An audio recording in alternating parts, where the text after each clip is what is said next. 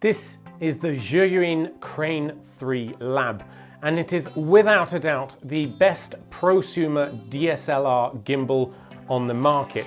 If you're only going to buy one accessory for your DSLR camera, it should be this.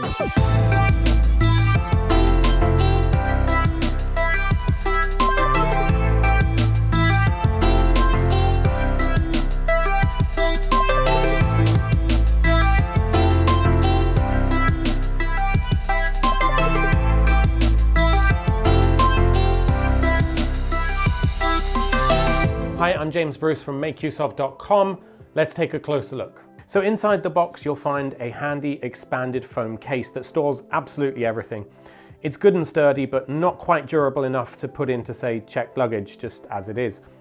You'll find the Crane 3 Lab gimbal main body, a tripod stand, a quick release plate with lens holder, 3 1860/50 batteries, a charger for your batteries, with dual micro USB input to charge in half the time, a small hard shell case, and an absolute ton of cables for camera control of various brands, a mini HDMI to mini HDMI, a micro HDMI to mini HDMI, there's a load of cables in here. Basically covers every kind of camera. Now the core package, the basic gimbal set, will set you back around $900. However, you may want to get the creator's set, which is $1,200, but includes a number of key accessories. So with the creator's set, you'll also find this phone holder, which attaches to the side of the gimbal and is used for wireless HDMI transmission, turns your phone into a viewfinder. Then you'll find a light servo motor. This is to be used with follow focuses, as well as a larger servo, and this is to be used with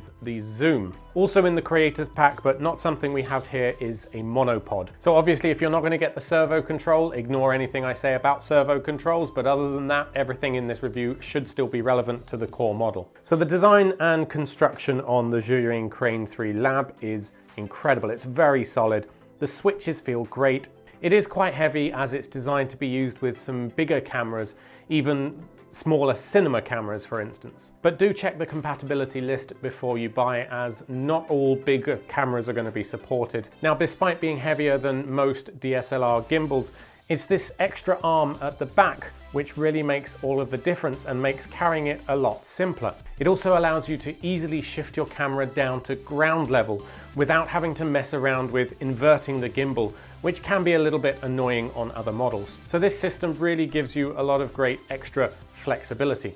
Now, one thing I should note with this is that it is really quite heavy, and on the first day, even after just 30 minutes, I was really feeling the pain. You will likely need to be taking frequent breaks when you're using this, but that's fine because it has this handy tripod on the bottom, so you can just place it down anywhere. And this tripod then flips into form the handle like that. So before using the crane, you will need to balance it, and this ensures that the motors aren't overworking themselves when they're in use. Now, it's a fairly simple process, but can be a bit daunting the first time you try to do it. Start by attaching the quick release plate to your camera. Use a little coin cell or key or something to screw it in. If you are going to use the follow focus and zoom servo, then add those too. But for the sake of brevity, I'm not going to add those now. Next, open up the tripod legs of the gimbal and seat it down. Move the gimbal arms into the default position, then lock them all off and place your camera in. Start by unlocking the tilt arm and then move your camera back and forth until it's balanced, and then tilt it upwards and check its balance there too. Next, lock that tilt axis off and go to the axis at the rear, the rotational one. Again, do the same thing. Unlock it, balance that one left and right until it doesn't move on its own, and then lock it off again. Finally, there's the pan axis down at the bottom. Unlock that, pick up the gimbal, and just try tilting it left and right. If it spins off out of control, that one needs balancing too. As you can see here, it was pretty much right as is. So once you've done all that, you're sorted. It's balanced, you can turn it on. Also, bear in mind that any of the cables that you're going to be plugging in will also affect the weight profile of the camera. Same with the servo motors. So whatever you're planning to use, do plug them all in at the start, attach the cables, and then balance it. It does seem a bit daunting, but after a while you get used to it. It'll take no more than 5-10 minutes. So let's talk about the 6 main gimbal modes of operation that you'll find on the ZYPlay Crane 3 Lab. The first is pan follow, or PF, and it's the default mode when you turn it on. In this mode, the pan will follow your motion while the tilt is completely locked. You can adjust the tilt of the camera using the joystick to point it up or down where you want it. This is the most common mode you're probably going to use, and that's why it's the default. The second mode is full follow, or F. In this mode, both the pan and tilt will completely follow your motions smoothly. So this gives you more creative control to point the camera up and down and to smoothly get that flow. The third is lock mode, and this is where both the pan and tilt are completely locked off and the camera just stays pointing wherever it is. You might also call this chicken head mode. Fourth is go mode, which from reading the manual I think literally translates from Chinese as crazy dog mode. And this is because when you press the go mode button, it reacts a lot faster to all of your movements. So both the pan and the tilt axis will be working in overdrive to keep up with where you're pointing the camera. Next, you have something called POV, or point of view mode. And this isn't something I was actually familiar with, but it seems to allow a 45-degree of rotation in either left or right, which is sort of like a human head if you think about it. You can go like this. So for first-person movie making, point of view mode is going to be important. Finally, if you hit the point of view button twice, you go into something called vortex mode. In this mode, the camera points upwards and you hold the gimbal like so. From there, the joystick gives you a full 360-degree, well, continuous rotation of that axis. So vortex mode is just as insane as it sounds, really. Obviously, this isn't going to be of common use, but you can get some really cool shots out of it, especially if someone is inside like a tube at a playground or something. It's a pretty popular effect nowadays. It's a bit cheesy, but nice that it's so easy to do on this. There's a lot of creative freedom there that you can do with those 6 basic modes.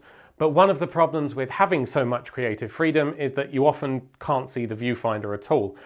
And that's where the built-in wireless HDMI feature really comes in useful. So if your camera supports HDMI out, you can simply plug it into the ZYPlay Crane 3 Lab on the side here. Then you open up the app on your smartphone and it will stream the viewfinder directly to your smartphone over wireless HDMI. And for me, with the Lumix GH4 anyway, it was just plug and play. It works straight away. So to assist with the wireless HDMI to your phone, they do also sell the phone mount, and this attaches onto the side here or even down by the follow focus. This is by no means necessary to use the wireless HDMI, I should point out. It just gives you a convenient place to put your phone. So this is incredibly useful and worked flawless for me. Now obviously your camera needs to support HDMI out for this feature to work. So as I said, you don't need to use the extra phone holder add-on here. It is just a convenience. If you have someone standing next to you holding a phone, then that works, of course. There's no magic circuitry inside the phone holder itself. It's literally just a phone holder. Speaking of compatibility, there's a whole set of controls here to integrate with your camera. However, exactly what's supported is going to depend upon your camera make and model. Now, unfortunately, with my main camera, the Panasonic GH4, it actually only really supports the shutter button. Now, Sony and Canon cameras seem to support more controls than mine did. However, on the flip side, they're a little bit more difficult to set up the HDMI transmission for. The issue of compatibility doesn't apply when you're using the zoom and follow focus servo motors. These are pretty easy to attach because these are a mechanical, physical connection to your camera. They don't rely on any particular special features of your camera make or model. These will just work once you have them. So these fix onto the tubes on the base plate, and then the rubber gearing system goes around your camera lens. These then just plug straight into the gimbal and they just work like that. So should you buy the ZYPlay Crane 3 Lab? Well, it is easily the best prosumer DSLR gimbal on the market right now, and therefore the price reflects that. At $900 just for the basic kit, obviously this isn't cheap and there are cheaper models available. If you are going to buy one piece of equipment to do all of your shots with, this should be it. It's just so versatile and it'll do everything really well. Now that's not to say there won't be a place for sliders and cranes and such. There will always be a need for precision, but if you need one thing that does everything really well, this is it. It is heavy, but the unique two-handle design mitigates that and makes it easier to carry than the single stick gimbals that you'll find, even though they're lighter. On top of that, it also makes low angle shots really easy with no more messing around with inversion. So there is quite a big learning curve, and it's going to take you quite a while to set it up the first time you do so, from plugging everything in and balancing it. This isn't going to magically make your videos any better. However, it does help when you have the right equipment. So that's it from me. Thanks to Juyin for sending us this one to review. If this helped you to make up your mind, hit like. If not, head on down to the comments to talk about it. And do consider subscribing. We do 2 reviews a week, as well as technology tips, tricks, and DIY tech tutorials. Thanks for watching, and until next time.